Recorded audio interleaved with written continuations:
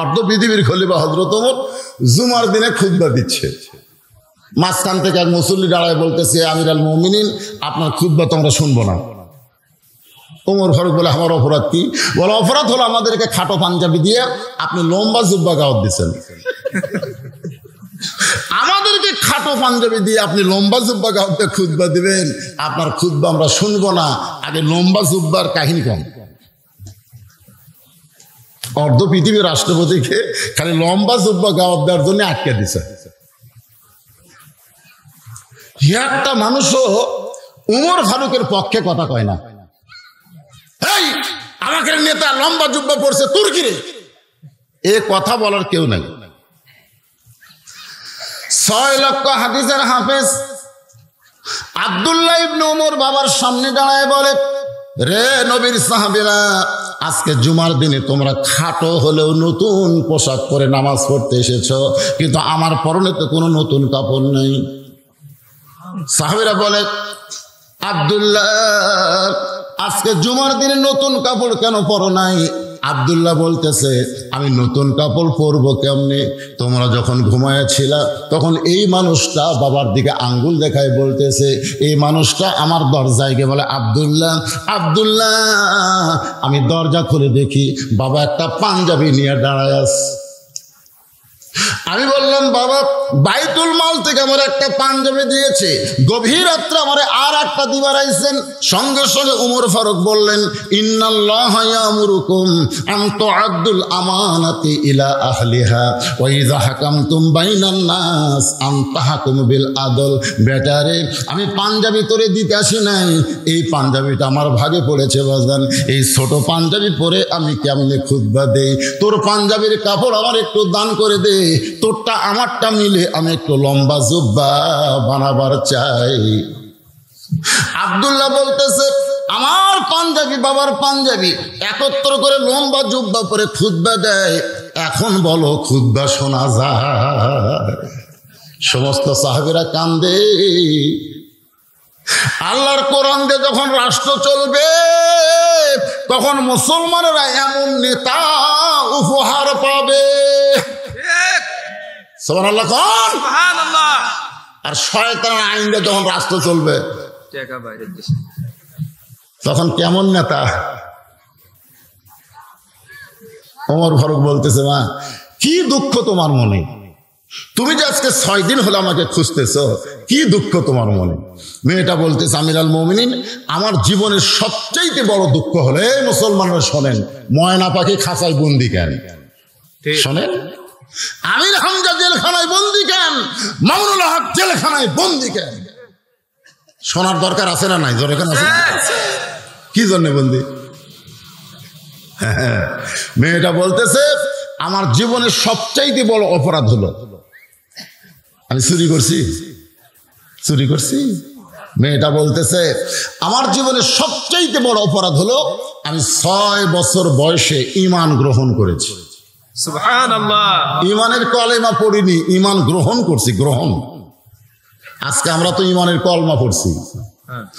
ঈমান যদি আমরা গ্রহণ করি, বাতিলের সঙ্গে আমরা আপোষ করে কোনোদিন বাঁচতে চাবো না, কারণ ঈমান নিয়ে মরবো। বাতিলের সঙ্গে মুসলমান কোনোদিন আপোষ করবে না। ধরে কোন কথা? কোনোদিনও না। আজকে আমাদের কাছে জীবন বাঁচান ফরজ। জীবন বাঁচান ফরজ বাবা, যেভাবেই হোক বাঁচা লাগবি রে। আল্লাহ কাজ জীবন বাঁচান ফরজ না ঈমান বাঁচান ফরজ? খালি মরিয়া দেখ। যদি ফুলগুলো হয় অভিমানে ঝরে যায়, আমি মালা গেথে বলো কারে পরাবো, সে যে কেন এলো না, কিছু ভালো লাগে না, কবরে আসুক তারে। তোমরা দরজা জানলা বন্ধ করে ব্যালট পেপারে সিল মারতিস।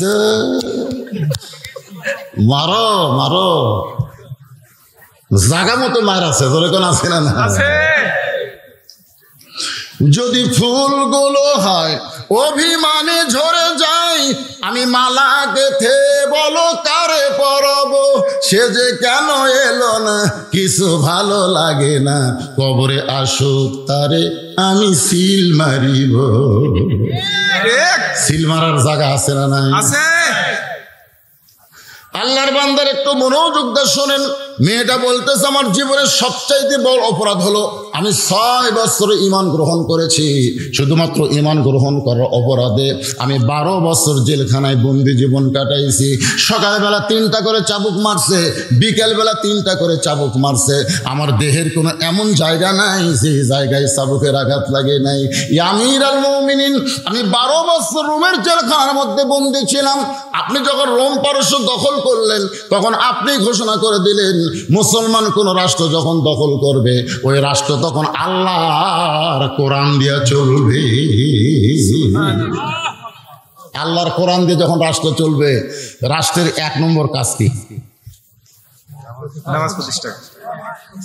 বুঝতেছেন না? পদ্মা সেতু নির্মাণ করা, ঘরে ঘরে বিদ্যুৎ দেওয়া, ঘরে ঘরে বিদ্যুৎ, বাল্য বিয়ে বন্ধ করা, মাদক মুক্ত সমাজ করা, একটাও 1 নম্বর কাজ না। এগুলো সব নম্বরের মধ্যে থাকতে পারে কিন্তু 1 নম্বর না। আল্লাযীনা ইম্মাক্কান্নাহুম ফিল আরদ, যখন মুসলমানের মধ্যে কাউকে ক্ষমতা দেওয়া হবে তার 1 নম্বর কাজ হলো আকামুস সালাত, নামাজ প্রতিষ্ঠা করা, নামাজ কায়েম করা। আজকে বাংলার সরকার যদি নামাজ কায়েম করত, একটা ছেলেও ব্রাজিল আর্জেন্টিনার সাপোর্টার হতো না। জোরে গান কথা ঠিক। কারণ যারা নামাজ পড়ে তারা কোনোদিন বেয়াসাইদা হয় না।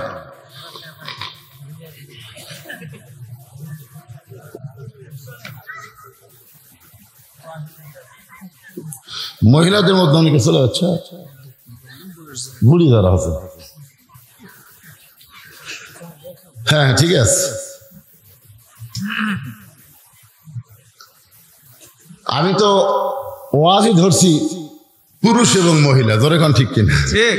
তারপরে অনেকে বুড়া হওয়ার কারণে চলে যাচ্ছে। যাক, যখন হয় চামড়া ঢিল আল্লাহর সাথে দেয় মিল, ধরে এখন কথা ঠিক কিনা? যখন হবে চামড়া টাইট আল্লাহর সঙ্গে করে ফাইট। ভাইজান ইনাকের যেটা কথা, এর মধ্যে কিন্তু মারিফতি আছে। মারিফত কথা হলো যে হুজুর আপনি তো কোনো টানটুন নাই, যার একটা ওয়াজ করা লাগবে আজকে আপনি শেষ ওয়াজ, আপনি যতক্ষণ ইচ্ছা করেন, কিন্তু এই ফাঁকে 5টা মিনিট একটু মাদ্রাসার জন্য, যে মাদ্রাসার উন্নয়ন কল্প মাহফিল, এই মাদ্রাসার জন্য একটু ব্যাগ যাবে, চাদর যাবে। আল্লাহর বান্দারা মাদ্রাসাকে মহব্বত করে, কোরআনকে মহব্বত করে, যে যা পারবে ওই ব্যাগ রুমালের মধ্যে দান করবে, মাত্র 5 মিনিট। এরপরে আপনি যত খুশি ওয়াজ করেন। ওটা বসার দরকার নাই ভাই, ওটা বসার আপনাকে দরকার নেই। আপনার যে চান্সে বসে আছেন সুন্দর হয়ে এইভাবে বসে থাকবেন, শয়তান যেন তুলবার না করে। আমি আর একটা কথা বলি, এই শোনেন, আপনাদের মুখের সামনে অনেক মসজিদে দান বাক্স যায় কি যায় না? যায়। আপনারা দেখেন না? এই মুখের সামনে দিয়ে কিন্তু যায়। যাওয়ার সময় দেখবেন কত মানুষ কিন্তু পকেট থেকে টাকা বের করে ওই দান বাক্সের মধ্যে দেয়। দেয় কি দেয় না? আবার কতক মানুষ টাকা দিবার না পারলেও কিন্তু সুন্দর করে দান বাক্স সরে দেয়। আবার কতক মানুষ দেখবেন দান বাক্স কাছে আসলে রাগ করে এরকম মারে ঠেলা, এই সো করে চলে যায়। ফেরেশতাকে আল্লাহ তোমার বান্দারা এখানে 3 রকম দেখলাম, এক বান্দা দিল, আরেক বান্দা না দিবার পারলো, ভদ্র সহিত দান বাক্স সরে দিল, কিন্তু যেই বান্দা বাম হাত দিয়ে ঠেলা মারলো আর খবর কি? আল্লাহ বলতেছে দান বাক্স ঠেলা মারেনি, আর জীবন থেকে ওই জান্নাত ঠেলা মারছে। আজকে আপনাদের কাছে ব্যাগ যাবে, রুমাল যাবে, পকেটে যদি থাকে আল্লাহর রাস্তায় আপনারা দিবেন। কারা কারা দিবেন আল্লাহকে একটু হাত দেখান তো। যারা যারা দিবেন তারা একটা হাত তোলেন তো দেখি। টান টান করে তুললে কি হয়? আরে 1 টাকাও নাই, 1 টাকাও নাই, তুললে কি হয়? আচ্ছা, মাশাআল্লাহ মাশাআল্লাহ, হাত নামান। যারা যারা দিবেন না, এই রুমাল চাদর গেলে আপনারা কারা কারা দিবেন না তারা একটু হাত তোলেন তো দেখি। তার মানে একজনও নাই, সবাই দিবে। দেরি করে কেন? আপনি দেরি করে কেন?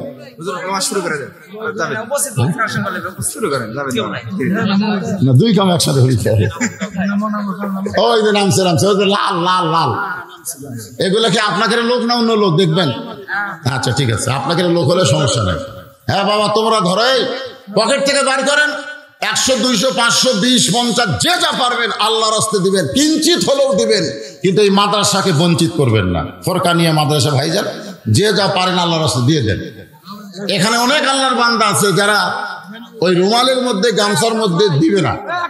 তাদেরকে আমি বলবো এই যে চেয়ারে যেরকম কিছু লোক বসে আছে, আপনারা একটু চেয়ারম্যান, আপনাকে চেয়ারম্যান বসে আছে কোন জায়গায় দেখেন, কুড়ি কালোর চেয়ারম্যান, আর আপনারা চেয়ারে বসে আছেন, ও চেয়ারম্যানেরা আপনারা একটু 500-1000 টাকা দেন। আপনাদের পকেটে যদি থাকে কেউ, এখানে এমন কোন আল্লাহর বান্দা আছেন যে ফোরকানিয়া মাদ্রাসা একটা কোরআন শরীফ দান করবে? যে কোরআন শরীফের দাম মাত্র 500 টাকা, এমন কোন আল্লাহর বান্দা আছেন যে কোরআন শরীফ বাবদ 500 টাকা দান করে আপনার বাপ মার কবরকে আল্লাহ জান্নাতের টুকরা বানায় দিবে? এমন কোন পাগল যদি থাকে তাহলে আমার হাতে একটু দেন। মাশাআল্লাহ, বলা মাত্রই আল্লাহ তোমার একটা পাগল, তোমার নবীর এতিম ফোরকানিয়া মাদ্রাসায় কোরআন শরীফ বাবদ 500 টাকা দান করছে। আল্লাহ যে নিয়তে দান করলো, আল্লাহ তার নেক নিয়ত নেক আশাকে আল্লাহ তুমি কবুল করো। বাপ মা যদি কবরে যায়, বাপ মার কবরকে আল্লাহ জান্নাতের টুকরা বানায় দাও। মাশাআল্লাহ মাশাআল্লাহ। আর একটা পাগল, আল্লাহ তোমার নবীর এতিম মাদ্রাসায় কোরআন শরীফ বাবদ 500 টাকা দান করছে। আল্লাহ ও দরদি আল্লাহ, তুমি তার দানকে কবুল করে নাও। আল্লাহ আর একজন কোরআন শরীফ বাবদ 500 টাকা দান করছে, আল্লাহ তার দানকে কবুল করো। আল্লাহ নেক নিয়ত নেক আশা পূরণ করো। ভাইজান, আপনার যারা চেয়ারে বসে আছেন, যারা এরকম পকেটে টাকা আছে, আল্লাহর রাস্তে গামছাই না দিয়ে এখানে 500 টাকা দেন। এই যে মাশাআল্লাহ, ছোট্ট একটা বাচ্চা আল্লাহর কোরআন শরীফ বাবদ 500 টাকা দান করে দিল, আল্লাহ তার দানকে কবুল করেন। এই 200 কে দিল রে? মাশাআল্লাহ, আমার ভাই চকচকা 200 টাকা দান করেছে, আল্লাহ তার দানকে কবুল করেন।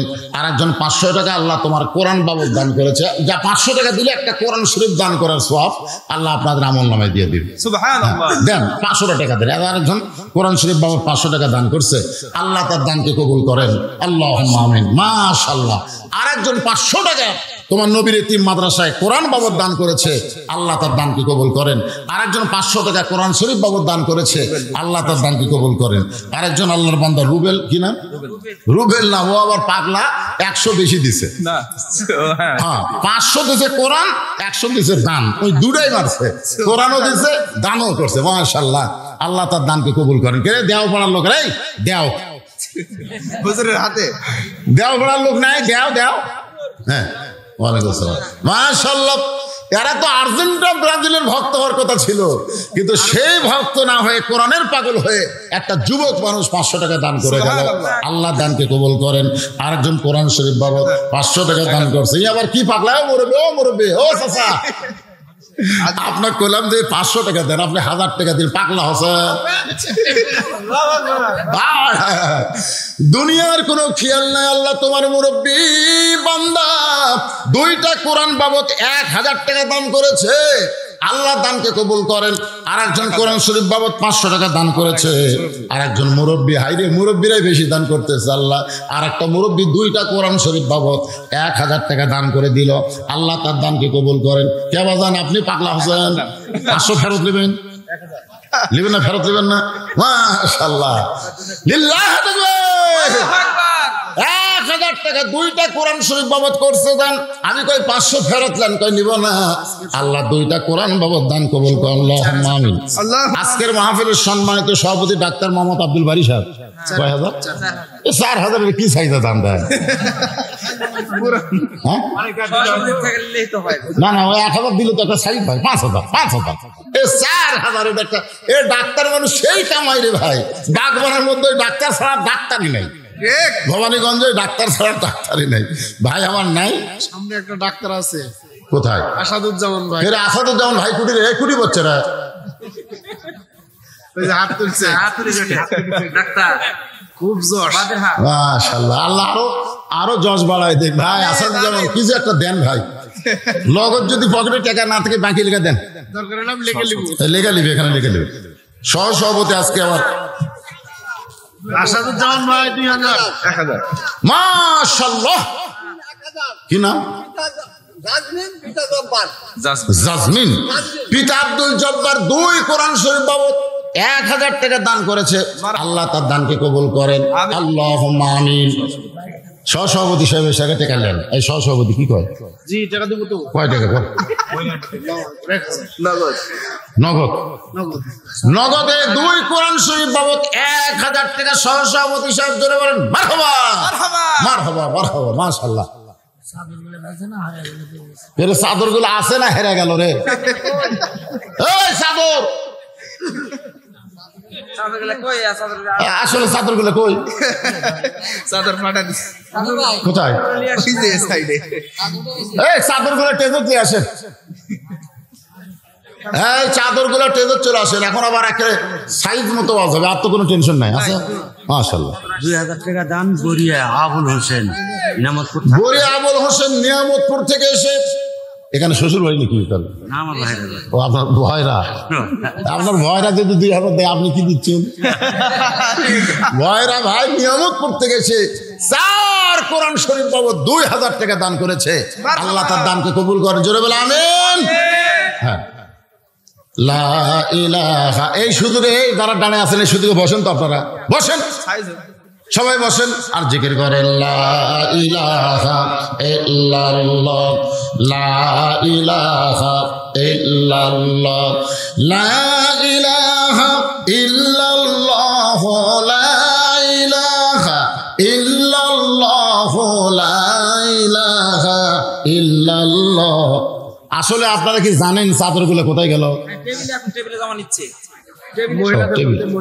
আচ্ছা ঠিক আছে, টেবিলে জমা নিচ্ছে, অসুবিধা নেই। আলতাফ হোসেন কোরআন শরীফ বাবদ 500 টাকা দান করছে। আল্লাহ তার দান কবুল করেন। আমার মা বোনেরা ওয়াজ করতেছিলাম আপনাদের কারণে, কিন্তু আপনাদের কারণে আদায়টা এখন দেওয়া লাগলো। বুড়েরা সব উঠে যাচ্ছে, বুড়িরা। হ্যাঁ, এই জন্যে বার্ধক্যের কারণে অনেক মায়েরা যাচ্ছে। আমি তাদের জন্যই তাড়াতাড়ি চাদর দিলাম। আপনারাও দান করেন, আল্লাহর রাস্তায় দান করেন।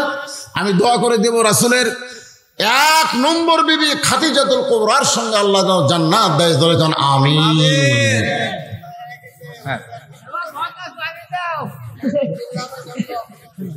মেয়েটা বলতেছে আমির আল মুমিনিন, আপনি যখন রোম পারস্য দখল করলেন তখন আপনি ঘোষণা করে দিলেন মুসলমান কোন রাষ্ট্র যখন দখল করবে তখন ওই রাষ্ট্রটা মানুষের আইনে চলবে না, আল্লাহর আইনে চলবে।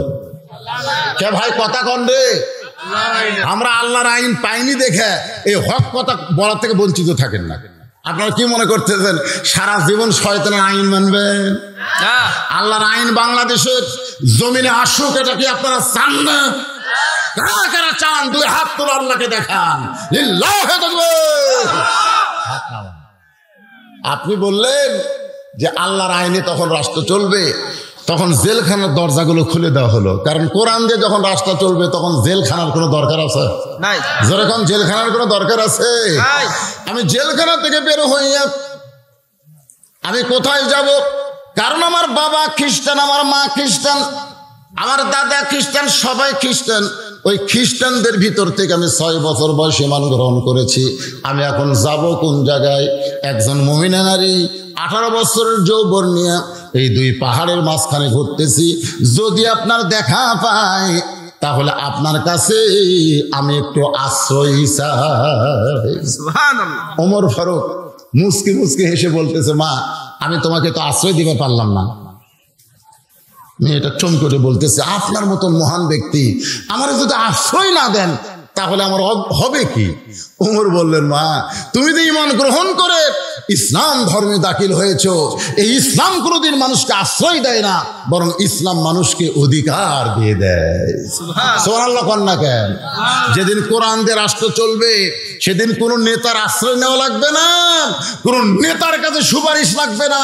সেদিন প্রত্যেকটা মানুষ অধিকার পাবে। ধরে কোন ঠিক কি না? অধিকার। মেয়েটা বলতেছে, আমার কি অধিকার? ওমর ফারুক বললেন, তোমার বয়স কত? বলে 6 বছর বয়সে ঈমান আনছি, এখন 12 বছর নির্যাতন কাটাইছি, 18 বছর চলতেছে। ওমর ফারুক বললেন, মা 18 বছরের যৌবনা নারীর 1 নম্বর অধিকার হলো ভালো একটা ছেলের সঙ্গে বিয়ে বসা। কয় বছরে? কথা কয় না। 1 নম্বর অধিকার কি? ভালো ভালো। তাই বলে শাকিব খানের সাথে লয়।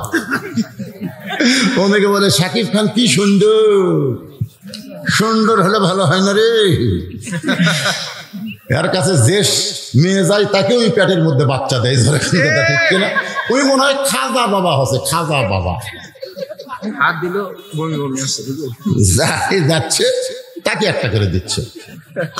অথচ মামুনুল হক বউ নিয়ে বেড়াবার গেছে, বাংলাদেশের সাংবাদিক যারা সাংবাদিকের বাচ্চারা কইছে এটা তোমার যদি বউ হয় কাবিন দেখাও। ঠিক দেখছেন, বউ কাছে থাকলে কাবিন নিয়ে ঘোরা লাগবে। আর এই বিজ্জাত কামিল লাগে না, এই যে খালি বাচ্চা দিচ্ছে। বাংলাদেশের সরকার সাকিব খানকে গ্রেফতার করা দরকার। জোরে কোন কথা, কথা কন না কেন?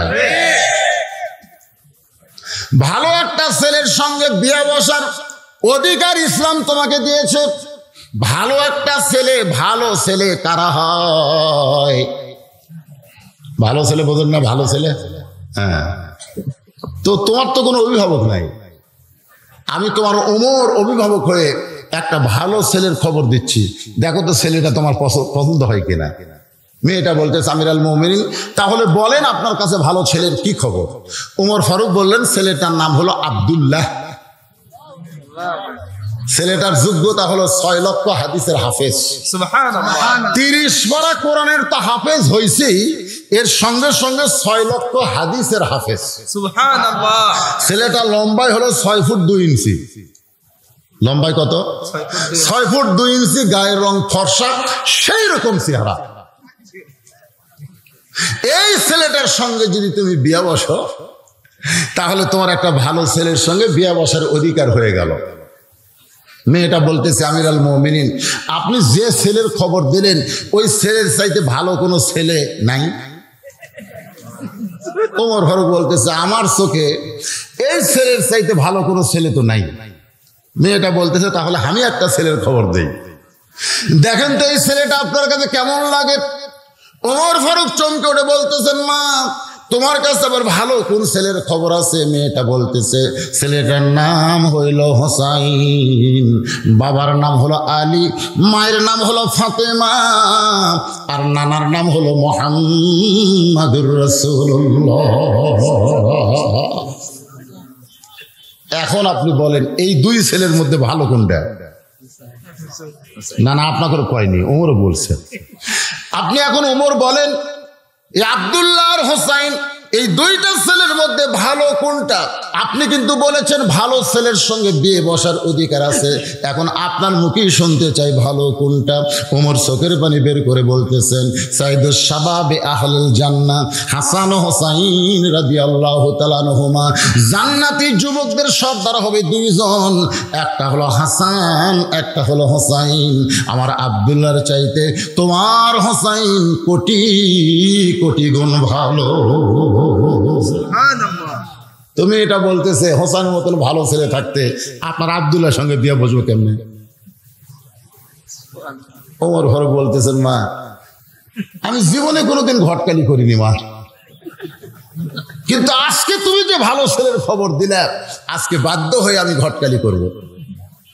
মেয়েটাকে নিরাপদ আশ্রয় দিয়ে হযরত ওমর ঘটক হয়ে আলীর দরজায়। একটু মনোযোগ দিয়ে শোনেন। ওমর ফারুক দরজায় গিয়ে সালাম দিলেন, আসসালামু আলাইকুম ইয়া আহলাল বাইত। সঙ্গে সঙ্গে কোরআন থেকে একটা আয়াত তেলাওয়াত করলেন। কোরআন থেকে একটা আয়াত তেলাওয়াত করে বললেন আম্মাস সাইলা ফালা তানহার। হতালি চমকে গেল, কে রে? সালাম শুনে মনে হয় ওমর ফারুক, কিন্তু ফকিরের আয়াত কেন? দরজা খুলে বলতেছে ওয়ালাইকুম আসসালাম ইয়া আমিরুল মুমিনিন। এই আয়াত তেলাওয়াত করার কারণ কি? ওমর বলতেছে জীবনে ঘটকালি করিনি, আজকে প্রথম তোমার দরজায় তোমার হোসেনের ব্যাপারে একটু ঘটকালি করতে চাই। আলী বলতেছেন আপনার মতন মহান ব্যক্তি যদি ঘটক হয় তাহলে পাত্রী অবশ্যই ভালো হবে। এখানে একটা জিনিস শিক্ষা গ্রহণ করেন, যখন কোরআন দিয়ে রাষ্ট্র চলবে তখন ঘটক যাবে ছেলের বাড়ি, ধরে কান কার বাড়ি। আর যখন শয়তানের আইন দিয়ে রাষ্ট্র চলবে তখন ঘটক যাবে কার বাড়ি? মেয়ের বাড়ি। দেখেন কি আমাদের দেশে ঘটক কুড়ি যায় মেয়ের বাড়ি যায়, মেয়ের বাপকে বলে কত পারবেন? মেয়ের বাপকে বলে কত পারবেন? মেয়ের বাপ চিন্তা করে কোন দেশ রে, যেই দেশে আমার মেয়ে মহারানা পাবে আর সেই দেশে এই শালা বলতেছে কত পারবেন। মেয়ের বাপ বলতেছে ভাই কি পারা লাগবে? ওই ছেলের দাম কত বছর? এক মেয়ের বাপ 1.5 লাখ বছর, আপনি কত পারবেন সেটা কর। মেয়ের বাপ চোখ বন্ধ করে মনে মনে আল্লাহ কোন দেশ রে, যেই দেশে যুবকদের দাম কুরবানির আইডিয়ার মতন বাড়তিছে। ধরে কোন কথা ঠিক? হ্যাঁ, কোরআনের শাসন যখন চালু হবে, উমরের মতন কার বাড়িতে গেছে? আলীর বাড়িতে গেছে। ছেলের বাপের বাড়িতে যা বলতেছে, কত পারবেন, কত পারবেন, মহারণা কত দিবেন? সুবহানাল্লাহ কর না। সুবহানাল্লাহ। উমর বলতেছেন, আলী, এমন একটা মেয়ের ব্যাপারে তোমার ছেলের সঙ্গে বিয়ে দিবার চাই, যে মেয়েটা 6 বছর বয়সে ঈমান গ্রহণ করে 12 বছর নির্যাতন সহ্য করেছে। দেহের এমন কোন জায়গা নাই যে জায়গায় নির্যাতনের আঘাত পড়ে নাই। এত কষ্টের পরেও মেয়েটা ঈমান হারা হয়নি। আলী বলতেছে, আমিরুল মুমিনিন, আমি মনে মনে এমন একটা বউ খুঁজতেছিলাম। সুবহানাল্লাহ। সুবহানাল্লাহ কর না কেন? আপনারা যারা বেটাক বিয়ে করাননি, মনে মনে বউ খোঁজেন, মনে মনে খোঁজেন। আমার এলাকায় ছেলের বাপ বলতেছে, হুজুর এ পর্যন্ত 20টা দেখলাম, পছন্দ হলো না। আমি বললাম, কে ভাই বিয়ে করবেন? আপনি বুঝতেছেন না, আমার জন্য না তো, আমার ছেলের জন্য দেখলাম। তো ছেলের জন্য কিভাবে দেখলেন? লাইড়া ছেড়া দেখছি হুজুর। আমি চিন্তা করলাম, ওই লাড়াচাড়া করতে গিয়ে লিজি লুচ্চা হচ্ছে, আরো দেখবি কিন্তু বেটাক বিয়ে করাবি না। ধরে কোন কথা ঠিক কিনা? লাগতেছে যে দেখি তোমার হাতটা দেখি, মা এটা টিপতেছে, মানে লুচ্চা শালা, বেটার ধরে বউ দেখে ওই টিপতেছে। মনে মনে মনে মনে দোয়া করেন, যেমন একটা বউ আমার দরকার, যে বউটা বাড়িতে আসলে স্বামীকে একঘরে করবে না, বাপ মার খেদমত করবে। জোরে কোন কথা ঠিক কিনা? আলী বলতেছেন, মনে মনে এমন একটা বউ আমি খুঁজতেছিলাম। ওমর ফারুক বলতেছে, আলহামদুলিল্লাহ, তাহলে আল্লাহ আমার ঘটকালি কবুল করেছে। আলীকে বুকের মধ্যে নিয়ে যখন এমন কথা ওমর ফারুক বলে, এমন সময় হোসেন ঘর থেকে বের হয়ে বলতেছে, আমিরুল মুমিনিন, আমার বাবাকে যেইভাবে বুকের মধ্যে নিলেন, মনে হয় বিয়া আপনারাই করবেন। যেই বলছে মনে হয়, মনে হয়। ওমর ফারুক বলে, হোসেন তুমি কি মুরব্বী মানবা না? এই বাংলাদেশের মুরব্বী মানা লোক শোনেন, তুমি কি মুরব্বী মানবা না? আমি তোমার মুরব্বী, তোমার বাপ তোমার মুরব্বী, আমরা 2 মুরব্বী মিলে যে একটা সিদ্ধান্ত নেই, তুমি কি মানবা না? হোসেন বলতেছে, আমিরুল মুমিনিন, আমি যাকে তাকে মুরব্বী মানবো না, আমি একজনকে মুরব্বী বিশ্বাস করি, মানি, তিনি হলেন আমার নানা। সুবহানাল্লাহ। আল্লাহ কোরআনে বলেছেন, কুল, হে রাসূল আপনি বলেন, ইন কুনতুম তুহিব্বুনাল্লাহ ফাত্তাবিউনি, যাকে তাকে মুরব্বী মানা যাবে না, একজনকেই মানতে হবে, তিনি হলেন মুহাম্মাদুর রাসূলুল্লাহ। আজকে 4 তরিকা, 4 ইমাম, 4 মাযহাব, কেন এত কেন এত কেন? আজকে 100 বছর তাবলীগ ছিল এক, এখন 2 মুরব্বী হওয়ার কারণে 2 দল হয়ে গেছে। একটা হলে এতাহাতি, একটা হলো অজাহাতি। কেউ আর আফরোশি যাচ্ছে মুরব্বীর কাছে, কেউ যাচ্ছে এনায়েতপুর। কে বাবা কোথায় যাচ্ছিস? আল্লাহ পাওয়ার জন্য। তা আল্লাহ পাওয়ার জন্য ওই মুরব্বীর কাছে যাওয়া লাগবে কেন? ওমর ফারুক বলে, হোসেন তুমি কি বলবার চাও? হোসেন বলতেছে, আমিরুল মুমিনিন, কয়েকদিন আগে আমি স্বপ্নে দেখেছি আমার নানা ঘরের মধ্যে আরাম করতেছে। আমি দরজায় গিয়ে বললাম, নানু ভাই, আমি হোসাইন একটু আপনার ঘরে যাবার চাই। নানা বলতেছে, এখন ঘরের দরজা খুলবো না, কারণ জান্নাতে আরাম করতেছি। আমি হোসেন চমকে গেলাম, ভাঙ্গা ঘরের ভিতর থেকে নানা কথা কয়, আর নানা বলতেছে জান্নাতে আরাম করতেছি। এই জান্নাতটা কেমন? দরজা খুললে না খুললে কি হবে? আমি জানলার কাছে গিয়ে তাকায় দেখতে পাই আমার নানি উরাতকে বালিশ বানায় দিছে, আর সেই বালিশে নানা আমার মাথা দিয়ে শুয়ে আছে। নানি চুলের মধ্যে হাত দিয়ে বিলকি করতেছে। আমি রাগ করে বললাম, নানু ভাই, নানির উরাতকে বালিশ বানায় শুয়ে থাকলে কি জান্নাতে থাকা যায়? আমার নানা বলে, হোসাইন তুই ছোট্ট মানুষ, বুঝবি না, তোর নানির মতন বউ যদি কেউ ঘরে পায়, ওই ঘরটা আল্লাহর জান্নাত হয়ে যায়। আমি সেদিন থেকে সিদ্ধান্ত নিয়েছি, বিয়ে যদি করা লাগে নানার মতো করব। ভাঙ্গা ঘর জান্নাত হচ্ছে বইয়ের কারণে। হোসেন বাবার হাত ধরে বলতেছে, বাবা আপনি সত্যি করে বলেন তো, আমার মা আপনার কেমন বউ? আপনি সত্যি করে বলেন, আমার মাও আপনার কেমন বউ? আমার বাবা যেমন বিয়ে করছে, আমার নানা যেমন বিয়ে করছে, বিয়ে যদি করতে হয় তেমন একটা বিয়ে করবে। করিয়া ভাবিয়া করিও কাজ, কিন্তু করিয়া ভাবিও না। বিয়ে করার পরে ভাবা লাভ আছে না। এসব নামাজ পড়ে যে ঘর দেখতেছেন আপনার ম্যাডাম স্টার জলসা দেখতেছে, আপনার বইয়ের কারণে মুসলমানের ঘরে হিন্দুদের পূজার মধ্যে লুলুলুল করে বাঁচতেছে। আপনার বইয়ের কারণে। আপনার তো দরকার ছিল আপনি এশার নামাজ মসজিদে পড়েছেন, আপনার বউ ঘরে এশার নামাজ পড়ে কোরআন শরীফ পড়বে, এটাই তো আপনার দরকার ছিল। যাই দেখেন ম্যাডাম তো নামাজ পড়েনি, ওই স্টার জলসা জি বাংলা দেখতেছে। যতই কামাই করেন 23 সাল দুর্ভিক্ষর বছর শুধু নয়, 23 সাল এই বউ পরিবর্তনের বছর। ধরে কোন কথা ঠিক কিনা? এগুলা পাল্টে দেওয়া লাগবে, একটা খাওয়া লাগবে। কথা কন না কেন, কথা কন না কেন?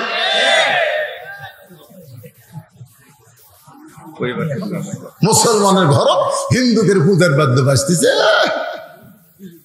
স্টার জলসা জি বাংলা নাটকের মধ্যে হিন্দুদের পূজা আছে না নাই? কথা কন আছে না নাই? তা আপনার ঘরের মধ্যে হিন্দুদের পূজা বাজতেছে, খুব ভালো। এই বইয়ের কারণে আপনার ঘর জাহান্নাম হয়ে যাচ্ছে। ওমর ফারুক বলে, হোসাইন আমি যে মেয়েটার ঘটকালি করতেছি বাবা, সেই মেয়েটা অত্যন্ত ভালো। আমার আব্দুল্লাহর সঙ্গে বিয়ে দিবার চাইলাম, কিন্তু মেয়েটা রাজি হইল না। মনে মনে তোমাকে করছে কামনা, তুমি একটু রাজি হও। হোসেন বলতেছে, আমির আল মুমিনিন আপনি মন খারাপ করবেন না, আমি সেই মেয়েকে বিয়ে করব যে মেয়েটা আমার 3টা প্রশ্নের উত্তর দিবার পারবে। কয়টা? আঙ্গুলের দিকে তাকান, কয়টা? 3টা। ওমর ফারুক বলে, হোসেন কি 3টা প্রশ্ন? হোসেন বলতেছে, আপনার কাছে বলবো না, আপনার কাছে বলবো না, যেই মেয়েকে বিয়ে করব সেই মেয়ের কাছে বলবো, উত্তর দেওয়ার পারলে আমি বিয়ে করব। ওমর ফারুক বলে, কেরে আলী, তোমার হোসেন যে 3টা প্রশ্ন করবে তুমি জানো? আলী বলতেছে, আজকে জীবনের প্রথম শুনলাম। ওমর কই, আমিও জানি না, তুমিও জানো না, তাহলে কেমনে উত্তর দিবে? আমার ঘটকালি আল্লাহ কবুল করলো না। মেয়েটার দরজায় গিয়ে বলতেছে, মা আমার আব্দুল্লাহ বিয়ে কর, আমার আব্দুল্লাহ বিয়ে কর, তোর জীবন শান্তির হবে। মেয়েটা বলতেছে, আপনি খালি একবার বলেন যে হোসেনের চাইতে ভালো, আপনি খালি বলেন আব্দুল্লাহ হোসেনের চাইতে ভালো, আমি রাজি হয়ে যাব। কিন্তু যদি আব্দুল্লাহ হোসেনের চাইতে ভালো না হয়, বিয়ে বসতে হলে হোসেনের সঙ্গেই বসবো, অন্য কারোর সঙ্গে নয়। ওমর ফারুক বললেন, মা হোসেন সেই মেয়েকে বিয়ে করবে যে মেয়েটা 3টা উত্তর দিবার পারবে। যেই প্রশ্ন আমি উমর জানি না, তার বাবাও জানে না, তাহলে তুমি কেমনে উত্তর দিবা? মেয়েটা ঘরের ভিতর থেকে বলতেছে, আমির আল মুমিনিন হোসেন কি 3টা প্রশ্ন করবে আমি জানি না, তবে আমার ঈমান বলতেছে আমি না পারলেও আমার আল্লাহ পারাবে। আমার ঈমান বলতেছে 23 সাল দুর্ভিক্ষের বছর নয়, 23 সাল হবে পরিবর্তনের বছর। এটা আমার ঈমান বলতেছে, আপনাদের ঈমানের খবর কি? বুঝতে পারতেছেন না? বুঝবার পারতেছেন না? দুর্ভিক্ষের বছর হবে না, পরিবর্তনের বছর আল্লাহ কবুল করুক। জোরে করো আমিন। মেয়েটা বলতেছে, আমার ঈমান বলতেছে, আমার ঈমান। আমি না পারলেও আল্লাহ পারে। আরো জোরে, জোরসে বলুন। জোর হলো না? আরো জোরে। রাত 9টার সময় 5তলা বিল্ডিং এর উপরে যায় কয়, আমার বাসা আমাইকে। 9টার সময় 1.5 লাখ টাকার খাট, 12,000 টাকার কম্বল ওড়ে তা মানে দিয়ে কয়, আমার ঘর আমার বাসা আমাকে নামাইকে। রাত 3টার সময় আল্লাহ একটা ভূমিকম্প দিছে, ওই ভূমিকম্প বিল্ডিং লড়তিছে। ওই যে 9টার সময় কথা হামাক নামাইকে, 3টার সময় এত জোরে নামছে যে ল্যাপের মধ্যে ওর লুঙ্গি খোলা আছে, এই লুঙ্গিটা পর্যন্ত পরার টাইম পাইনি, ন্যাংটা হয়ে নামছে। ফেরেশতা বলতে, আল্লাহ 9টার সময় শালা করলো কি আর 3টার সময় নামলো কি? রে আজকে যারা মনে করতেছে আরো বেশি দিন, আরো কিছুদিন না, আল্লাহ যদি চায়, নাম্বার না চাইলে ন্যাংটা করে নামাবে। জোরে কোন কথা ঠিক কিনা? তো ইজ্জু মান তাশা ওয়াতুযিল্লু মান তাশা বিয়াদিকাল খায়র ইন্নাকা আলা কুল্লি শাইইন কাদির। সম্মান দেওয়ার মালিককে আল্লাহ, অপমান করার মালিককে সবাই একটু আল্লাহর জিকির করেন। ভালো মন্দর মালিককে আল্লাহ, সমস্ত ক্ষমতার মালিককে আল্লাহ।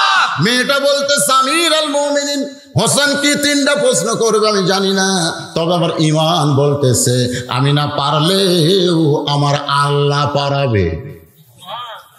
কার উপর দায়িত্ব দিছে? আল্লাহ। ওয়া আলা রাব্বিহিম ইয়াতাওয়াক্কালুন। ওমর ফারুক এক দৌড়, অর্ধ পৃথিবীর খলিফা দৌড়াই, আলীর দরজা এসে ঠোকা মারছে, সালাম দিয়ে আলীর দরজা খুলে বলতেছে দৌড়ে আসলেন, এখনই গেলেন মন খারাপ করে, তারিখ করবার চাই। আলী বলে কিসের তারিখ? বলে হোসেন যে 3টা প্রশ্ন করবে তার উত্তরের তারিখ। আলী কয় যে প্রশ্ন আপনি জানেন না আমি জানি না, সেই প্রশ্নের উত্তরের তারিখ কি হবে? ওমর ফারুক বলতেছে আলী রে, মেয়েটা এমন কথা বলেছে আমার ঈমান বলতেছে মেয়েটা না পারলেও আল্লাহ পারাবে। জোরে বলেন সুবহানাল্লাহ। কারণ ঈমানের বলে বলিয়ান যখন মানুষ হবে, দুনিয়ার কোনো অপশক্তি তার সামনে দাঁড়াবার পারবে না। ঈমানের বলে বলিয়ান হওয়ার কারণে নমরুদের আগুনের চুলা আল্লাহ শান্তির বাগান বানায় দিছে। ঈমানের বলে বলিয়ান হওয়ার কারণে দরিয়াকে আল্লাহ 12টা রাস্তা বানায় দিছে। তোর কোন কথা ঠিক কিনা? ঈমানের বলে বলিয়ান হওয়ার কারণে জুলাইখার প্রত্যেকটা দরজার তালা আল্লাহ খুলে দিয়েছে। তোর কোন কথা ঠিক? খালি ঈমান। আমাকে এই ঈমানটা না থাকার কারণে আমরা চারিদিকে তাকাই, এরকম চারিদিকে তাকাই, আছে নাকি? চারিদিকে তাকায়। আল্লাহ কয় বেঈমান চারিদিকে তাকাস কেন, উপর দিকে পারিস না। আমরা খালি পুলিশ দেখি, র্যাব দেখি, কিন্তু আল্লাহ দেখি না। নির্দিষ্ট তারিখ হয়ে গেছে। সুবহানাল্লাহ।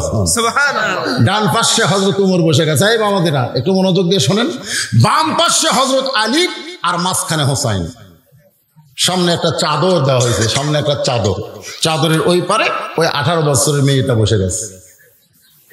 এখন যদি আমি আপনাদের প্রশ্ন করি যে সামনে চাদর দেওয়ার কারণ কি, সবাই বলতেছেন না চাদর দেওয়ার কারণ কি? আরো জোরে, জোরসে বলুন। আমাদের বাংলাদেশের একজন গায়িকা এখন এমপি হচ্ছে। হ্যাঁ হ্যাঁ, হাইরে হাই, লেখা নাই পড়া নাই, মিজানুর রহমান আজানির ভুল ধরে সংসদে। ধরে কোন কথা ঠিক না? হাই হাই, তুই কি করে খালি রে? সেই মমতাজ গান গায় রে, সাড্ডা রে, একবার কি হলো রে, কি হলো রে?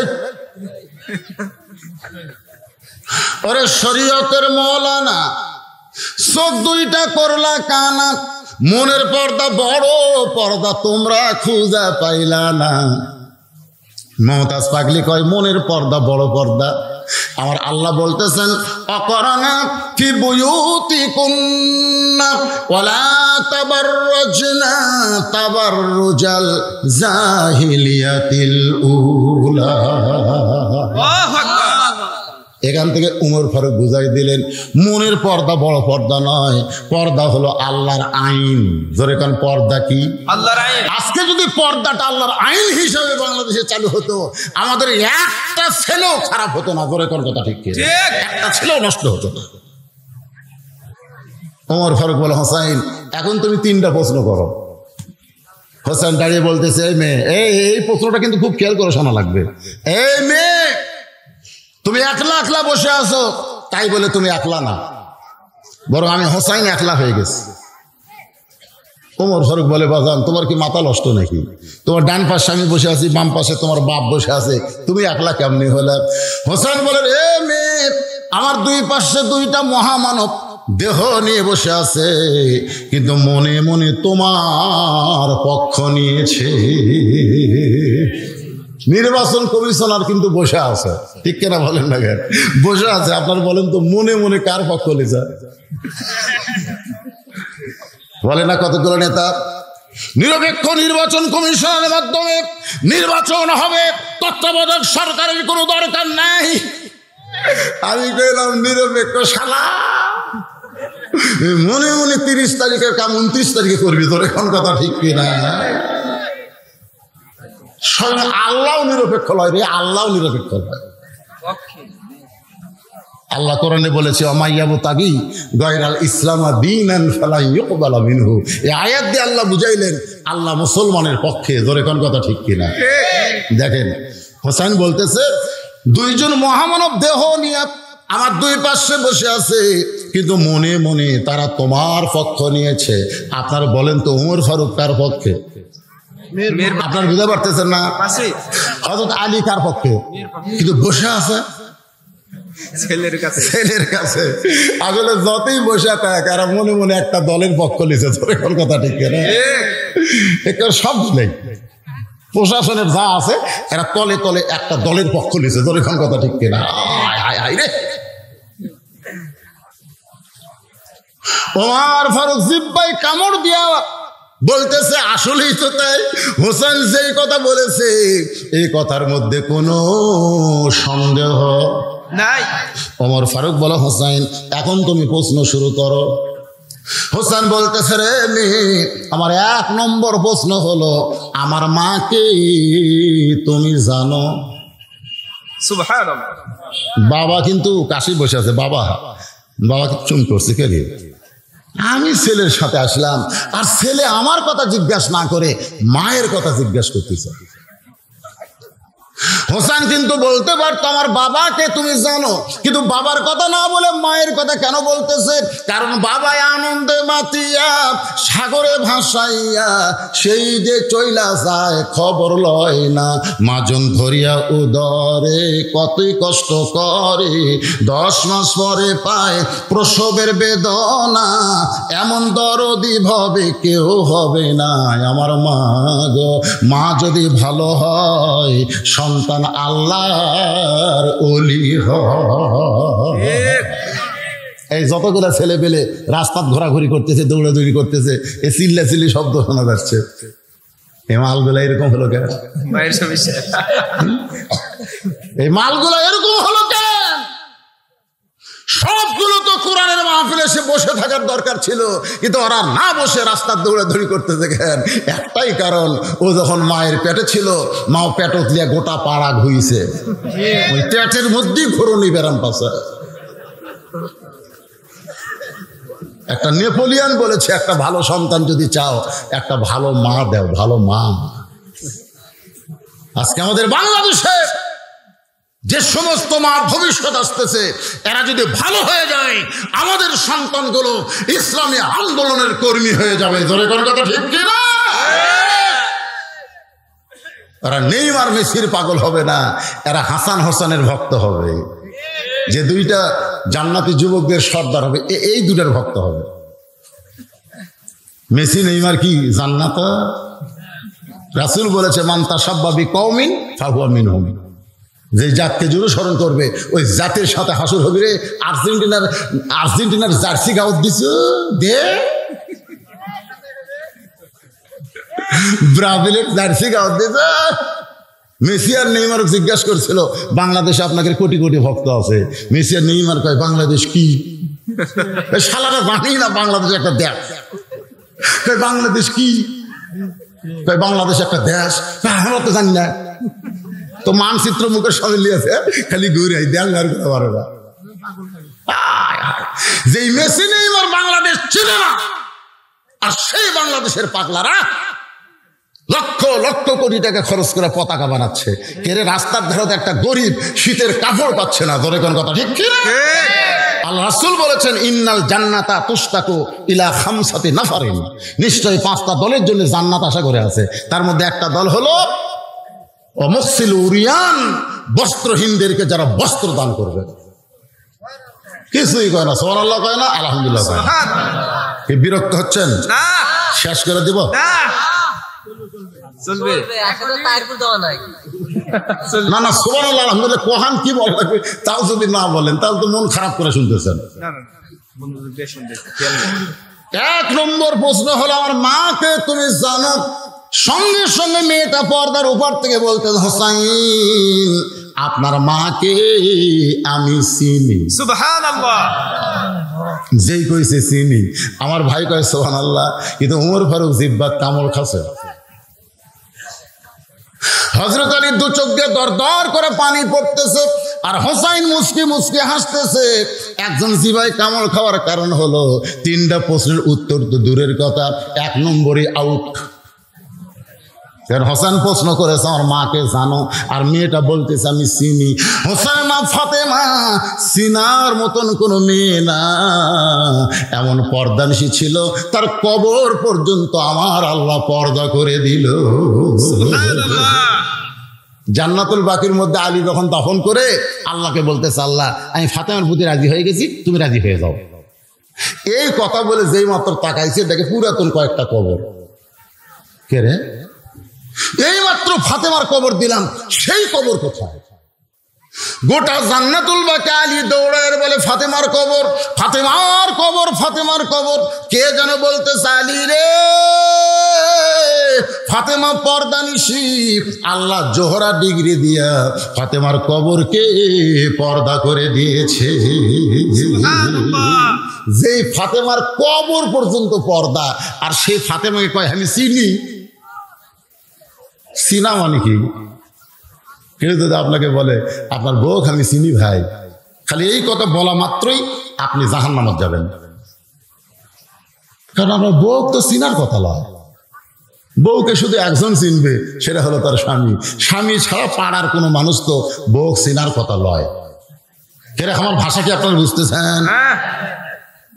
আমার এলাকার এক মেয়ে মানুষ ভোট বানাচ্ছিল, বুঝলেন? যতগুলো মরদ মানুষ সবাই দিকে হাতটা দেন, এরকম আমি দেখছি, দেখা করো এবার হাত ধরে বুক হচ্ছে ঠিক আছে ভাই আমার ভোটটা দেওয়াই লাগবে। একে লাগিয়ে ছেড়ে একেবারে এলাকা সাপ। আমি ওর স্বামীকে বললাম, কে রে তোমার বউদের ভোটর ডালে এইরকম করে ক্যানভাস করতেছে, তোমার এই বউ মরে গেলে তুমি কয় কাপড় দিবে? তখন হক কয়, হুজুর আপনি আলেম মানুষ জানেন না, বউ মরে গেলে 5 কাপড় দেবো।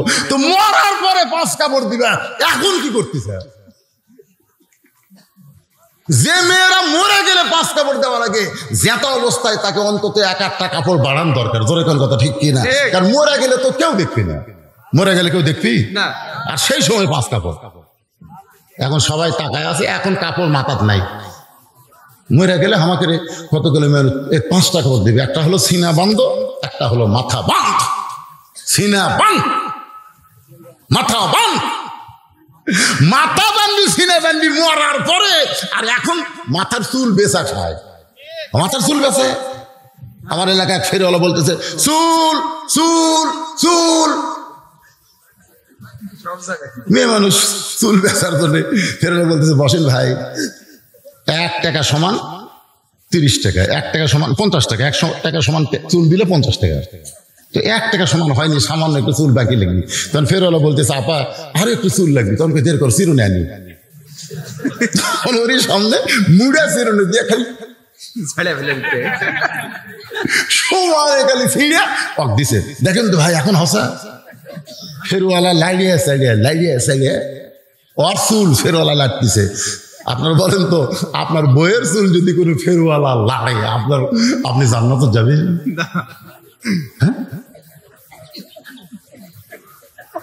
এই মায়া বুড়িগুলো তো সব চলে গেছে, জোয়ান তাকড়া যারা আছে শোনেন, চুল বেচা তো দূরের কথা, মাথার চুল কোনোদিন কাউরে দেখানো যাবে না। জোরে কোন কথা ঠিক? কথা বলেন ঠিক? এর মধ্যে প্রশ্ন দিচ্ছেন কে ভাই রে?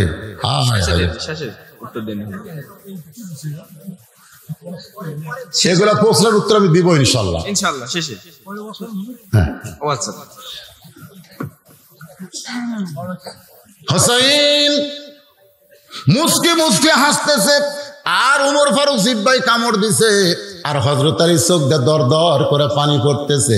পানি পড়ার কারণ হলো আমি নিজেই আমার বউরে চিনলাম না। সুবহানাল্লাহ। আমি নিজেই হাসান হোসেনের মাকে পুরোপুরি চিনিনি, আর তুই কেমনে চিনবি? অনেক সময় যাওয়ার পরে মেয়েটা বলে, হোসাইন আপনি প্রশ্ন করলেন, আমি উত্তর দিলাম, হলো কি হলো না? 3টা বিচারকের এক বিচারক যে কথা কর না। ওমর ফারুক বলে, কেমনে হবে? হোসাইন তোমাকে প্রশ্ন করলো আমার মাকে জানো, আর তুমি উত্তর দিলে চিনি।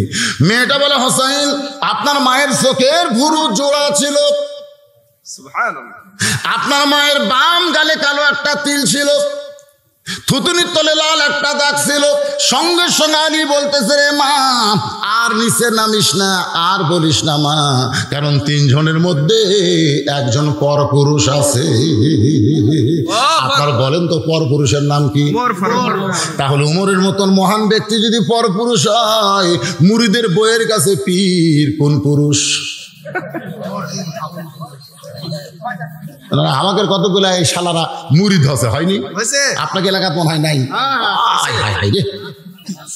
পীর সাহেব কথা রে, তুই তো আমার মুরিদ হলি, তোর বউ সব মুরিদ কিন্তু পীর সাহেব কবি নাই। এই জুয়ান তাকড়া দিলে মুরিদ, ওর তো কবি। আমি আজ পর্যন্ত কোনো পীরের বউ পীরের হাতে মুরিদ হচ্ছে এটা আমি শুনিনি। আমার এলাকার এক পীর সাহেব আছে, তা আমার এক খালাক দিয়ে জানতে চাইলাম যে খালা শোনেন তো ওই পীরের বউ কি ওর হাতে মুড়ি ধসা?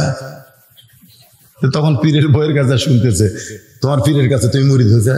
তখন পীরের বউ বলতেছে, আমার পীর সাহেব আমার স্বামী 1 নম্বর লুচ্চা। বউ বলতেছে, আমার 1 নম্বর লুচ্চা, এখানে মুড়িদের বইয়ের দিকে তাকা তাকা। পীরের বউ পীরের হাতে মুরিদ হয় না, আর সর্বপ্রথম নবীর হাতে তার বিবি খাদিজা ঈমান গ্রহণ করছে। দরকার কথা ঠিক কিনা? এই জন্য কোনো পীর সাহেব ধরা চলবে না ভাই। লাকাদ কানা লাকুম ফি রাসূলিল্লাহি উসওয়াতুন হাসানা। যদি সফলতা অর্জন করতে চান, দুনিয়ার সব পীর সব নেতাকে বাদ দিয়া মুহাম্মদ রাসূলকে তোমাদের আদর্শ হিসেবে গ্রহণ করে নাও। এ কথা কার? জবান খুলে বলেন, কথা কার? আলী বলতেছেন, মা আর বলো না, এই জায়গায় একজন পরপুরুষ আছে। আমি স্বামী হিসাবে বলতে পারি, ফাতেমার চোখের ভুরু জোড়া। আল্লাহ রাসূল বলেছেন, আপনার বিবির এই 2 চোখের ভুরুর মাঝখানে আপনি যদি একটা চুমা খান, তাহলে একটা নফল হজের সওয়াব পাবে। খালি বাপ মার মুখের দিকে তাকালে হজের সওয়াব না, বইয়ের কপালে চুমা খাও সব রে। সুবহানাল্লাহ, সুবহানাল্লাহ তো কর না, সুবহানাল্লাহ। এই ছেলেরা প্রেমিকার কপালের জন্য আবার খাইও না, বউ বউ, হ্যাঁ বইয়ের কপালে, বইয়ের কপালে চুমা খাও। আলী বলতেছে, ফাতেমার চোখের ভুরু জোড়া আমি বলতে পারি, বাম গালে কারো একটা তিল ছিল আমি বলতে পারবো, থুতুনির তলে লাল একটা দাগ এটাও আমি জানি। কিন্তু তুমি রোম দেশের জেলখানায় বন্দি থাকা একটা মেয়ে কেমনে বললে মা? মেয়েটা বলতেছে, মুরব্বী ওই রোমের জেলখানায় যখন বন্দি ছিলাম, শেরদিল কারারক্ষী সকালবেলা 3টা চাবুক মারতো, আমাকে বিকেলবেলা 3টা করে চাবুক মারতো। এই চাবুকের আঘাতে আমি এক সময় বিরক্ত হয়ে বললাম, আল্লাহ তুমি আছো আসমানে, নবী আছে মদিনায়, এই রোমের জেলখানায় আমার দেখার মতন কেউ নাই। এরকম মাঝে মধ্যে আল্লামা সাইদি হুজুর কিন্তু বিরক্ত হচ্ছে, আমির হামজাও কিন্তু বিরক্ত হয়। আমির হামজার সঙ্গে যখন কথা হয়, আমির হামজা বলে, চাচা আমার দুটো ছোট বাচ্চা সকালবেলা কান্দে, সন্ধ্যার সময় কান্দে, আমার যুবতী বউটা সারা রাত জানলার ধারে ধরে কান্দে। আমি এমন কি অপরাধ করলাম চাচা, যে অপরাধ করার কারণে আমাকে জেলখানায় বন্দি জীবন কাটাইতে হচ্ছে? মাঝে মধ্যে আল্লাহর উপর বিরক্ত হয়, আল্লাহ তোমার কোরআনের আয়াত নম্বর, সূরা নম্বর, পারা নম্বর হক তাফসীর করলাম, এই তাফসীর করার কারণে আমি জেলখানায় বন্দি হলাম, আমার কি দোষ আল্লাহ? মাঝে মধ্যে বিরক্ত হয় কি হয় না? এ কটা খান। যে সময় আল্লাহ সাইদি লাতি লুৎপুরের সেবা পাবে, সেই সময় 84 বছরের মানুষটা একা একা কারাগারের ভিতরে মাঝে মধ্যে কিন্তু বিরক্ত হয়ে বলে, আল্লাহ 50 বছর কোরআনের তাফসীর করলাম, এই তাফসীর করে আমি ভুল করেছি আল্লাহ। মেয়েটা বলতেছে, মুরব্বী ওই রোমের জেলখানার মধ্যে আমি বিরক্ত হয়ে বললাম, আল্লাহ আর নির্যাতন সহ্য করতে পারি না, তুমি আসো আসমানে, নবী আছে মদিনায়, এই রোমের জেলখানায় আমাকে দেখার মতন কেউ নাই। এই কথা বলে যখন ঘুমায় গেছি, ওই ঘুমের ঘরে স্বপ্নে দেখতে পাই নূরের একটা পুতুলি আমার শেওরের পাশে বসে আমার মাথায় হাত দিয়ে বলতেছে, মা এমন বিরক্ত হওয়া চলবে না। ওয়ালা নাবলুওয়ান্নাকুম বিশাইইম মিনাল খাউফি ওয়াল জুই ওয়া নাকসিম মিনাল আমওয়ালি ওয়াল আনফুসি ওয়াস সামারাতি ওয়া বাশশিরিস সাবিরিন। আমি ঘুমের মধ্যে বললাম, কে গো মা? আপনি জান্নাতের হুরি না বেহেশতের পরী? কে গো আমার মাথায় হাত দিয়ে এমন সান্ত্বনা দেন। তখন আমাকে বলতেছে আমি জান্নাতের হুরিও না বেহেশতের পরীও না, আমি হলাম জান্নাতুল বাকির মধ্যে কবরস্থ নবীর মেয়ে ফাতেমা। মেয়েটা বলে মুরব্বি, স্বপ্নে আমি চেহারার দিকে তাকায় দেখি চোখের বুড়ো জোড়া দেখতে পাই, বাম গালে কালো একটা তিল দেখতে পাই, থুতুনির তলে লাল একটা দাগ দেখেছি। হোসেন সিল্লা বলে রে মেয়ে, 1 নম্বর প্রশ্নের উত্তর যেমন আশা করেছিলাম তার চাইতে তুমি 100 গুণ সুন্দর দিয়েছ। ওমর ফারুক বলতেছে আলী রে, আমার ঘটকালে আল্লাহ কবুল করছে। হোসেন বলতেছে এত সোজা না, এত সোজা না, 1 প্রশ্নের উত্তর দিলাম বিয়ে করবো। কারণ একটার উত্তর সবাই পারবে। যখন কবরে প্রশ্ন করবে মান রব্বুকা, তোমার রবকে, হিন্দুরা কবে আল্লাহ, খ্রিস্টানরা কবে আল্লাহ, বৌদ্ধ কবি আল্লাহ। কারণ ঠেলাত পড়লে সবাই আল্লাহ কয়, জোরে কোন কথা ঠিক না? ঠেলাত যদি হিন্দুরাও পড়ে ওরা ভগবান কয়। আমি বহুদিন দেখছি ঝড় ধাপটা এরকম কিছু হলে হিন্দুরা আল্লাহ আল্লাহ আল্লাহ, হিন্দু তোকে ভগবান ভগবান। 1 নম্বরের উত্তর সবাই পারবে, কিন্তু 2 নম্বর যখন বলবে অমা দিন উকা, তোর দিন কি,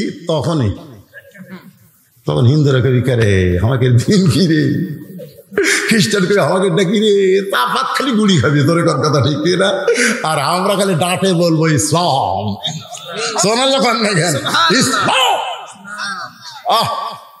এই মুসলমানের ঘরে জন্ম নিয়ে আমাকে তো লাভ হচ্ছে ভাই। 2 নম্বর ধরা মাত্রই মুখ দেবার পেয়ে পারি, কেন আমরা ইসলামের মধ্যে বড় হচ্ছে। ইসলাম মানি বা না মানি ইসলাম। 3 নম্বর প্রশ্ন যখন করবি আমার নাবিকা তোমার নবীকে, তখন এই দাড়ি চাঁচা আলারা, দাড়ি যারা চাঁচতেছে প্রতিদিন খালি চাঁচতেছে, এরা একটু ধরা খাবি। কারণ সকালে দাড়ি চাচ্ছে, বিকালই মরছে, এটা টাটকা দাড়ি চাঁচা, হঠাৎ হাস্টক করে মারা গেছে, সকালে যায় চাচিতে ভাই কামে দিয়ে, বিকালই মরছে রে। তো কবর যখন প্রশ্ন করবি আমার নাবিকা তোর নবীকে, দাড়ি চাচা নবীর নাম বলবার করি মারবি লাগতে, এই চেহারা বুশের মতন করে কবর চাচ্ছিস।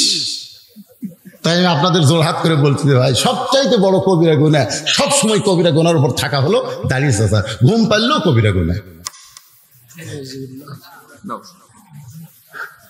আমি এক ওয়াজে বলছিলাম, মায়েরা আপনাদের স্বামীর দাড়ি রাখান, আপনার স্বামী যদি দাড়ি রাখে তাহলে সবাই আপনার স্বামী চাচা করে কবি। আপনার স্বামীর দিকে কোনো মেয়ে নজর দিবি না, কারণ নজর দিবার গেলেই মনে হবে এটা চাচা। তো সব যুবকেরা দাঁড়িয়ে রাখছে, কিন্তু এক যুবক রাখেনি। আর বউ এখন বলতেছে, সকালবেলা একটা মোষ আর দাড়ি দুটোই কামাচ্ছে, বুঝলেন? বউ বলতেছে আসো তোমাকে একটা জিনিস দেখায়। স্বামী বলে কি দেখাবা? বলে আসো না কেন ঘরের মধ্যে। ঘরের মধ্যে নিয়ে যায়, ড্রেসিং টেবিলের সামনে বলতেছে দেখো তোমার মুখ আর আমার মুখ একই মুখ, একই মুখ। বউটা বলতেছে আল্লাহ যদি আমাকে এখানে মোষ দিত, এখানে যদি দাড়ি দিত। স্বামী মেয়ে মানুষের কোনোদিন দাড়ি মোছ হয়? বউ বলে এই মরদ মানুষ কোনোদিন দাড়ি মোছ চাষা হয়? এমন ওয়াজ দিছে, ওই তওবা করছে আর শাশুড়ি লাগে মদ্দা রে, দাড়ি মোছ চাইছে তো মেয়া মেয়া লাগে রে, মেয়া মেয়া লাগে রে।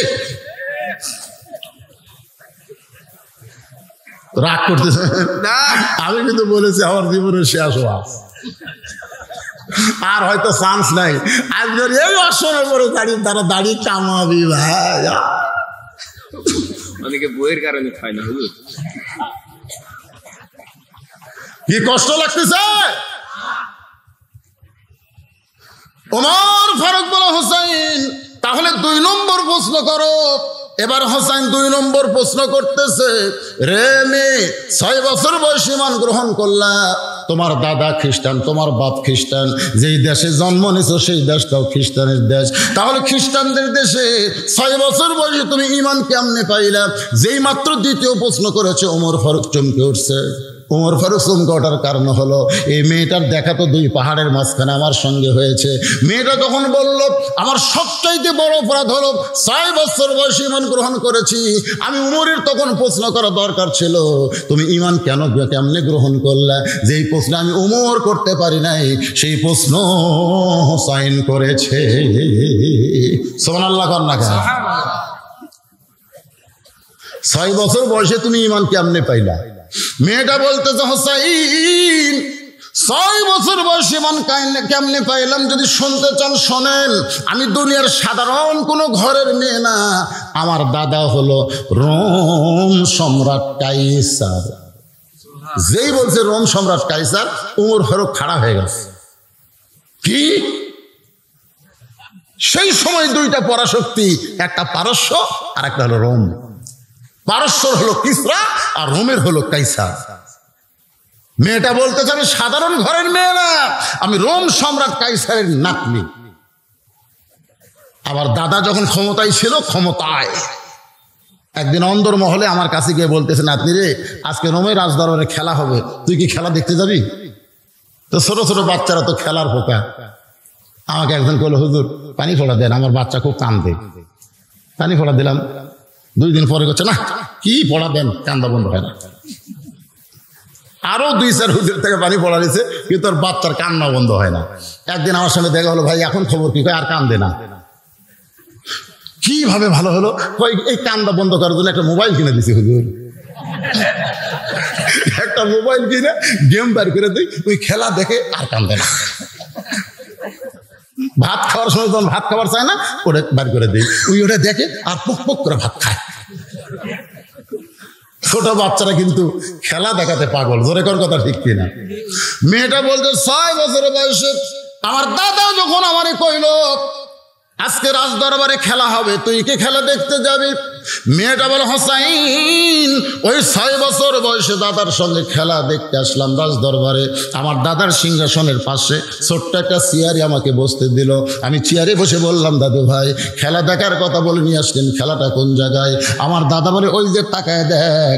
আমি তখন তাকায় দেখি একটা মানুষের 2টা হাত কালো রশি দিয়ে বেঁধে রাখছে, ওই মানুষের 2টা চোখ কালো কাপড় দিয়ে বেঁধে রাখছে। আমি পায়ের দিকে তাকায় দেখি লোহার শিকল দিয়ে পা 2খানা আটকায় রাখছে। আমি বললাম, দাদু ভাই খেলা দেখার কথা বলে নিয়ে এসে আমার দেখাইতেছেন, ওইটা একটা মানুষ আমি দেখতে পাই। আমার দাদা আমার মুখ চেপে ধরে বলে, খবরদার মানুষ বলবি না, মানুষ না রে, মানুষ না। আমি বললাম, দাদা ওইটা যদি মানুষ না হয় তাহলে ওইটা কি? আমার দাদা বলতেছে, ওইটা হইল মুসলমান। মেয়েটা বলে, হাসান রে, আমি 6 বছর বয়সে বুঝতে পারলাম খ্রিস্টান জাতেরা মুসলমানকে কোনোদিন মানুষ মনে করে না, ইহুদিরা মুসলমানকে মানুষ মনে করে না, এমনকি আমাদের প্রতিবেশী ভারত মুসলমানকে মানুষ মনে করে না। মুসলমানকে যদি মানুষ মনে করত তাহলে 400 বছরের পুরাতন বাবরি মসজিদ ওরা ভাঙত না, কারণ মুসলমান নিজের জীবনের চাইতেও আল্লাহর ঘর মসজিদকে ভালোবাসে। কতক্ষণ ঠিক কিনা? আমার এলাকার 2 বেনামাজি গন্ডগোল লাগছে, নামাজ পড়ে না।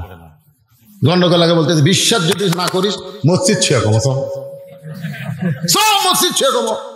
আমি পেলাম, কে রে তোরা নামাজ পড়িস না, তারপরে বলতেছিস মসজিদ ছুঁয়ে কমো? তার মানে ভাই হুজুর নামাজ না পড়লে কি হবে? মসজিদ আল্লাহর ঘর। তার মানে বাংলাদেশের যারা নামাজ পড়ে না তাদের সামনে যদি কেউ মসজিদ ভাঙবার আসে, ওরা জীবন দিয়ে রক্ষা করবে। দরকার কথা ঠিক কিনা? আর সেই মসজিদ 400 বছরের, এই সারা মালওয়ানের বাচ্চারা ভেঙে দিল। এরা কি মুসলমান দিতে পারে? এ কথা কান পারে? আমার দাদা বলতেছে, ওটা মুসলমান নয়, ওটা মানুষ নয়, ওটা মানুষ নয়, ওটা হলো একটা মুসলমান। আমি তখন বললাম, দাদা ওই মুসলমানকে নিয়ে আপনি কি খেলা খেলবেন? আমার দাদা বলে, ওই যে তাকায় দেখ। আমি তাকায় দেখি বিশাল একটা আগুনের চুলাই দাউ দাউ করে আগুন জ্বলতেছে। ওই আগুনের উপরে বিশাল একটা তেলের ডেকচি দিয়ে নিচের আগুনের তাপে তেলগুলো টকবক টকবক করতেছে। আমার দাদা বলে, নাতনি রে, ওই মুসলমানকে হাত পা বেঁধে উত্তপ্ত তেলের মধ্যে ফেলে দিব। আজকের খেলার নাম হলো মুসলমান মারার খেলা। আমি তখন জোরহাট করে বললাম, দাদু ভাই এই মুসলমান মারার খেলা কি বন্ধ করা যায় না? আমার দাদা বলতেছে 100 বার যায়, 1000 বার যায়। আমি বললাম, দাদু ভাই তাহলে মুসলমানকে না খেলে আপনি ছেড়ে দেন। আমার দাদা বলতেছে, একটা বার যদি বলে আল্লাহ রাসূল মানি না, খালি একটা বার বলবে আল্লাহ রাসূল মানি না, আমি হাতের বাঁধন খুলে দিব, পায়ের শিকল খুলে দিব, চোখের বাঁধন খুলে দিব। মেয়েটা বলে, হোসাইন এই কথা শোনার সঙ্গে সঙ্গে আমি মুসলমানের কাছে গিয়ে বললাম, মুসলমান খালি একটা বারের জন্য বলেন আল্লাহ রাসূল মানি না, তাহলে আমার দাদা আপনাকে মুক্ত করে দিবে, আপনি আর দুনিয়াতে মরবেন না। মুসলমান চিল্লায় বলে, রে মেয়ে, তোমার কাছে জীবনের দাম বেশি, এই জন্য তুমি বলতেছো একটা বার বলেন, কিন্তু যারা মুসলমান হবে তাদের কাছে নিজের জীবনের কোনো দাম নাই, তাদের কাছে ইমানের দাম সবচাইতে বেশি। দরকার হলে আমি গোটা দুনিয়া ছাড়বো, কিন্তু আমার আল্লাহ রাসূল ছাড়বো না। মুসলমানকে কিন্তু উকিল বলেছিল, তাহলে রাষ্ট্রপতির কাছে বাঁচার দরখাস্ত করেন, ফাঁসির দণ্ড মওকুফ হয়ে যাবে। তখন মুসলমান কি বলছিল জানেন? উকিল কি বলে, উকিল এই আমার জীবনে আমি 3টা রাষ্ট্রপতি ক্ষমতার থাকা অবস্থায় মরা দেখছি রে। আমার জীবনে 3টা রাষ্ট্রপতি ক্ষমতার থাকা অবস্থায় মরছে। একটা বঙ্গবন্ধু শেখ মুজিবুর রহমান, একটা হলো জিয়াউর রহমান, আর একটা হলো জিল্লুর। এই 3টা রহমান কিন্তু প্রেসিডেন্ট থাকা অবস্থায় মরছে। তো যারা প্রেসিডেন্ট থাকা অবস্থায় মরে যায় তাদের কাছে বাঁচার দরখাস্ত লেখা জায়েজ নাই রে। উকিল কয় রে, এটা তো আসল মুসলমান রে, সরল কথা কর না।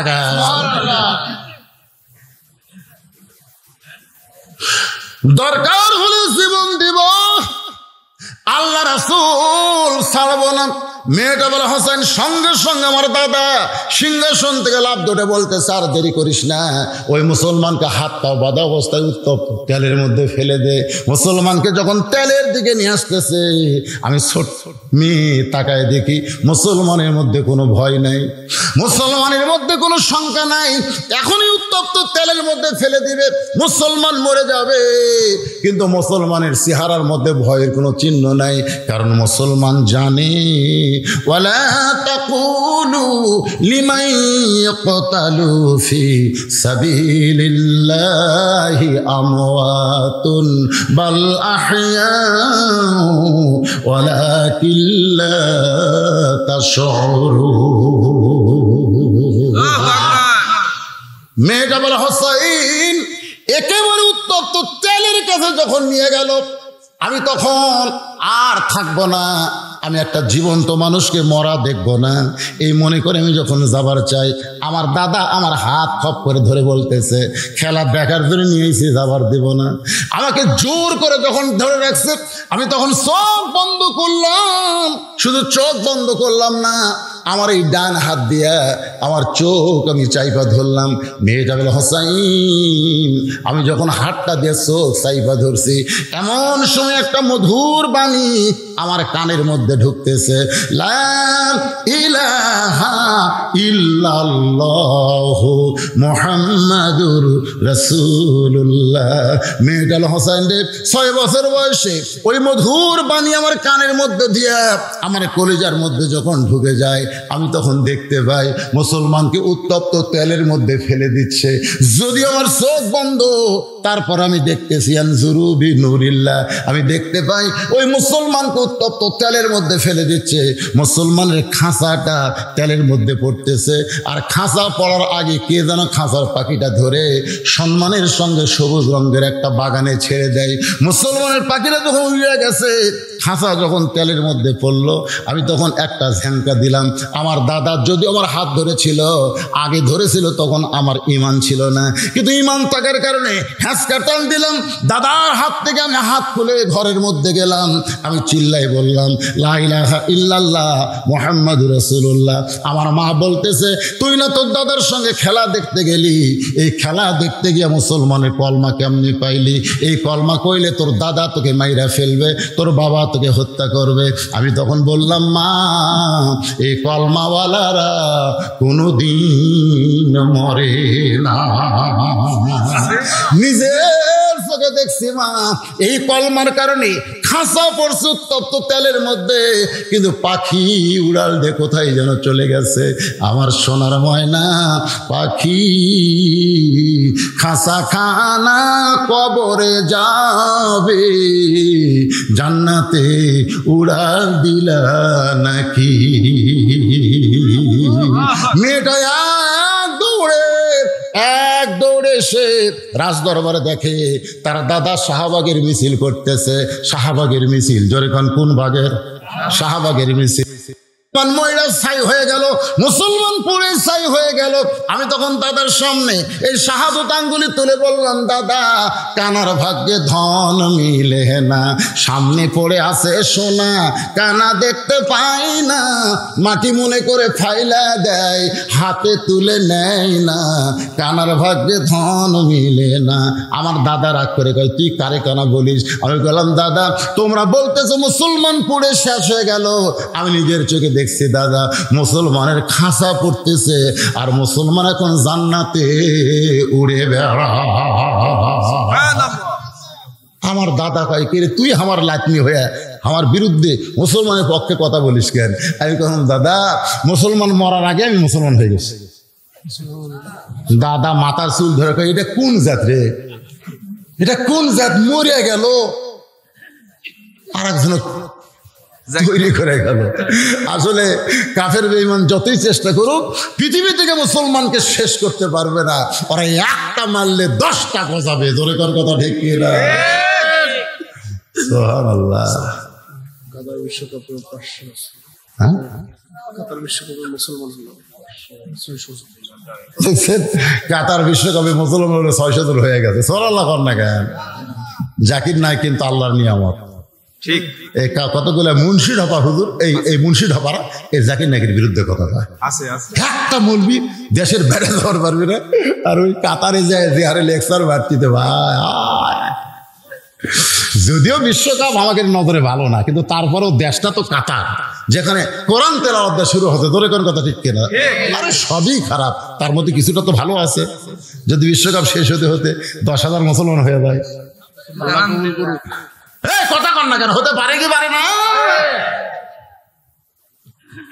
মেয়েটা বলতে যে হোসাইন 6 বছরে এমন ভাবে ইমান গ্রহণ করেছি। হোসেন বলে, রে মেয়ে, 2 নম্বর প্রশ্নের উত্তর যেমন আশা করেছিলাম তার চাইতে তুমি 1000 গুণ সুন্দর দিয়েছ। ওমর ফারুক বলতে, আলী ভাই আমার ঘটকালে আল্লাহ কবুল করছে। হোসেন বলে, এত সহজ না, 3টা প্রশ্নের উত্তর না দিলে আমি বিয়া করব না। কয়টার হাসা? এখন পিছন থেকে একজন বলতে, হুজুর 2 ঘন্টা কিন্তু হয়ে গেছে, তা আমি কি শেষ করবো? প্রশ্ন শেষ করবো। হ্যাঁ, আরে বলবো তো, কিন্তু পাশে উঠে গেল। মেশিন দুর্বল। ঠিক আছে, এই কয়টা প্রশ্নের উত্তর শোনার পরে আমি বাকি 3 নম্বর উত্তর দিই, কারণ এটা শেষ মাহফিল, আবার আসার কোনো গ্যারান্টি আছে? কোনো গ্যারান্টি নেই। এই শোনেন, নফল ইবাদত কেন ফজর এবং আসরে করা যায় না? নফল ইবাদত কেন ফজর এবং আসরে করা যায় না? এটা কি বুঝালেন? না আসলেই তো তাই। আসরের পর মনে হয় বলছে আসরে করা যায় না, তাই না?